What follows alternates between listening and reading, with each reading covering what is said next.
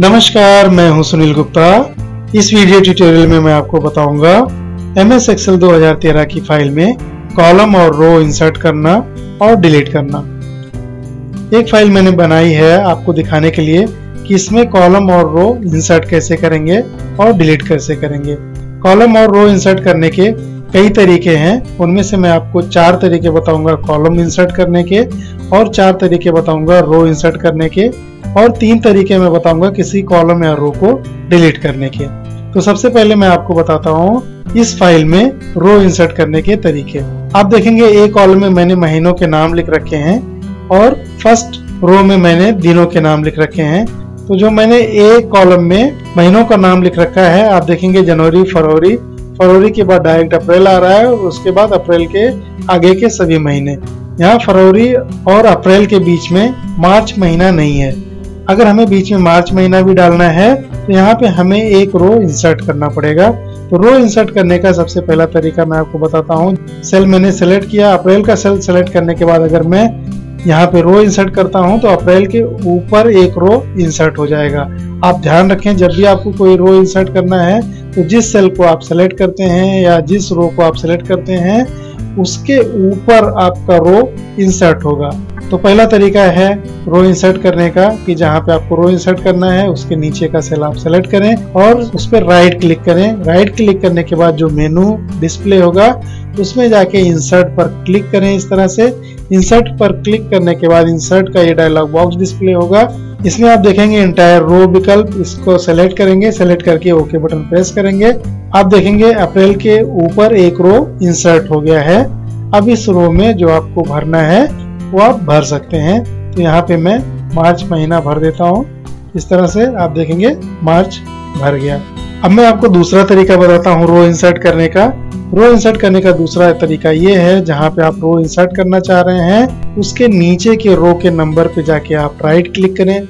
जैसे अप्रैल महीना है, अप्रैल के ऊपर मुझे एक रो इंसर्ट करना है मार्च डालने के लिए। तो अप्रैल के शुरुआत में जो नंबर है, जैसे यहाँ चौथे रो में अप्रैल का महीना है तो मैं 4 पे जाके राइट क्लिक करूंगा। राइट क्लिक करने के बाद अगर मैं इंसर्ट विकल्प पे क्लिक करता हूँ तो आप देखेंगे अप्रैल के ऊपर एक रो इंसर्ट हो गया है।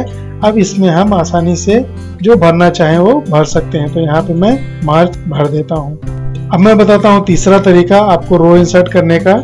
जहाँ पे आपको रो इंसर्ट करना है उसके नीचे का सेल आप सेलेक्ट करें। जैसे मैंने अप्रैल सेल को सेलेक्ट किया, अब मैं अगर रो इंसर्ट करता हूँ तो इसके ऊपर रो इंसर्ट हो जाएगा। सेल सेलेक्ट करने के बाद आप कमांड लगाइए अल्ट बटन दबा के IR। तो अल्ट बटन मैंने दबाया और IR बटन मैंने प्रेस किया। आप देखेंगे एक रो इंसर्ट हो गया। अल्ट IR का मतलब अल्ट बटन दबा के रखना है और IR का मतलब हो गया इंसर्ट रो। अब चौथा तरीका मैं आपको बताता हूँ रो इंसर्ट करने का। जहाँ पे आपको रो इंसर्ट करना हो उस रो के किसी सेल को जाके आप सेलेक्ट करें। सेल सेलेक्ट करने के बाद होम टैब के अंतर्गत आप सेल ब्लॉक में आए। सेल ब्लॉक में जाके आप देखेंगे ऊपर इंसर्ट विकल्प है, उसको आप खोल लें। इंसर्ट विकल्प खोलने के बाद अब इंसर्ट शीट रो पे आप जाके क्लिक कर दें। आप देखेंगे आपका रो इंसर्ट हो जाएगा इस तरह से। अब इसमें आपको जो भरना है आप भर दें। मैं यहाँ पे मार्च को भर देता हूँ। अब मैं आपको बताता हूँ कॉलम इंसर्ट करना। कॉलम इंसर्ट करने के लिए आप देखेंगे यहाँ पे मैंने दिनों के नाम लिख रखे हैं, संडे, मंडे, ट्यूसडे, ट्यूसडे के बाद डायरेक्ट थर्सडे आ रहा है, बीच में वेडनेसडे नहीं है। अब यहाँ पे अगर मुझे वेडनेसडे डालना है तो बीच में मुझे एक कॉलम इंसर्ट करना पड़ेगा। तो कॉलम इंसर्ट करने का पहला तरीका है, जहाँ पे आपको कॉलम इंसर्ट करना है आप एक सेल को सेलेक्ट करें। सेल को सेलेक्ट करने के बाद आप ध्यान रखें जिस सेल को आपने सेलेक्ट किया है, आप जब कॉलम इंसर्ट करेंगे तो उसके बाईं तरफ आपका कॉलम इंसर्ट होगा। जैसे मैंने थर्सडे को सेलेक्ट किया, थर्सडे को सेलेक्ट करने के बाद अगर मैं कॉलम इंसर्ट करता हूं तो उसके बाईं तरफ एक कॉलम इंसर्ट हो जाएगा। थर्सडे को क्लिक करने के बाद उस पर राइट क्लिक करेंगे। राइट क्लिक करने के बाद इंसर्ट विकल्प पर क्लिक करेंगे। इंसर्ट विकल्प क्लिक करने के बाद इंसर्ट का डायलॉग बॉक्स डिस्प्ले होगा। अब इसमें हम नीचे देखेंगे एंटायर कॉलम लिखा हुआ है, इसको हम सेलेक्ट करेंगे। सेलेक्ट करने के बाद जैसे ही ओके बटन हम प्रेस करेंगे आप देखेंगे थर्सडे के बाईं तरफ एक कॉलम इंसर्ट हो गया है। ये पहला तरीका हुआ। दूसरा तरीका अब मैं बताता हूँ। जहाँ पे आपको कॉलम इंसर्ट करना है, आप दाहिने तरफ वाले कॉलम के नंबर पे जाएं, सबसे ऊपर जिस नंबर की वो कॉलम हो, ABCDEFG जो भी हो, उस पे जाके आप नंबर पे राइट क्लिक करें। राइट क्लिक करने के बाद आप इंसर्ट विकल्प पर क्लिक कर दें। इंसर्ट विकल्प पर क्लिक करते ही उसके बाएं तरफ एक कॉलम इंसर्ट हो जाएगा। अब कॉलम इंसर्ट करने का मैं तीसरा तरीका बताता हूँ। जहाँ पे आपको कॉलम इंसर्ट करना है, उसके दाहिने तरफ का सेल आप सेलेक्ट करें। सेल सेलेक्ट करने के बाद आप अल्ट बटन दबा के IC बटन प्रेस करें। IC बटन प्रेस करते ही आपका एक कॉलम इंसर्ट हो जाएगा बाईं तरफ। IC का मतलब इंसर्ट कॉलम। अल्ट बटन दबा के रखना है और IC बटन प्रेस करना है। अब मैं आपको चौथा विकल्प बताता हूँ कॉलम इंसर्ट करने का। जहाँ पे आपको कॉलम इंसर्ट करना है, कॉलम का कोई भी सेल आप सेलेक्ट कर लें इस तरह से, या फिर कॉलम को ही पूरी तरह से इस तरह से सिलेक्ट कर लें। सेलेक्ट करने के बाद आप होम टैब के अंतर्गत सेल ब्लॉक में जाके इंसर्ट मेनू आप ओपन करेंगे और आप देखेंगे यहाँ पे लिखा है इंसर्ट सीट कॉलम। इस पे क्लिक करेंगे। क्लिक करते ही आप देखेंगे आपका कॉलम इंसर्ट हो गया है। कॉलम इंसर्ट होने के बाद आपको जो भरना है आप उसमें भर सकते हैं इस तरह से। अब मैं आपको बताता हूँ कॉलम को डिलीट करने का तरीका। जो कॉलम आपको डिलीट करना है, उस कॉलम के किसी सेल को आप सेलेक्ट करें। सेल को सेलेक्ट करने के बाद उस पर राइट क्लिक करें। राइट क्लिक करने के बाद आप डिलीट विकल्प पे क्लिक करें। डिलीट पर क्लिक करते ही डिलीट का ये डायलॉग बॉक्स डिस्प्ले हो जाएगा।